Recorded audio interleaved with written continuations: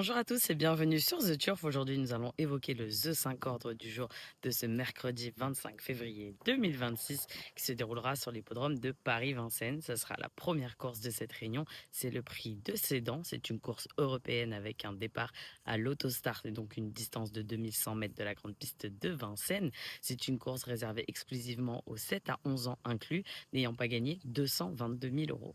Il y aura 15 partants avec un départ initialement prévu pour 13h55. En première position, je vous ai mis le numéro 1, il s'agit de JobSpot.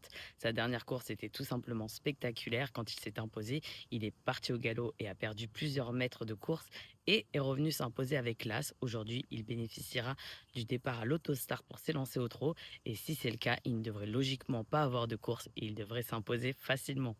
Ensuite, en deuxième position, le numéro 6, il s'agit de Giacomo Bello. J'ai beaucoup aimé sa dernière apparition quand il a terminé beau troisième en marchant 10-4.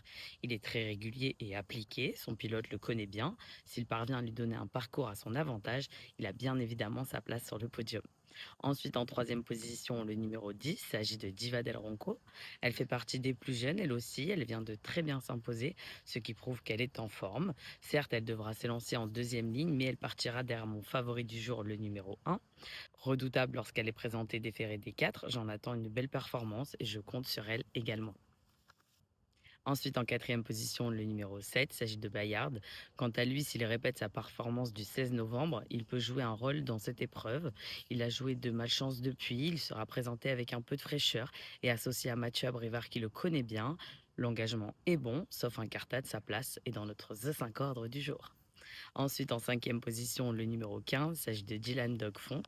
Il a certes un très mauvais numéro derrière l'autostart, mais l'engagement est pas mal. Son pilote le connaît bien et j'ai beaucoup aimé sa dernière course où il a tracé une belle ligne droite finale. S'il est à proximité dans le dernier tournant, attention à lui, il pourrait placer sa pointe de vitesse pour finir et venir prendre une place active à l'arrivée. Méfiance.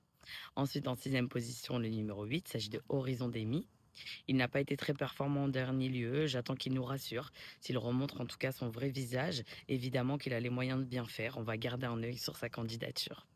Ensuite, mon numéro bonus en cas de non partant aujourd'hui sera le numéro 9, il s'agit de Guess Photo. Je vous récapitule mon choix en 6 chevaux avec mon numéro bonus.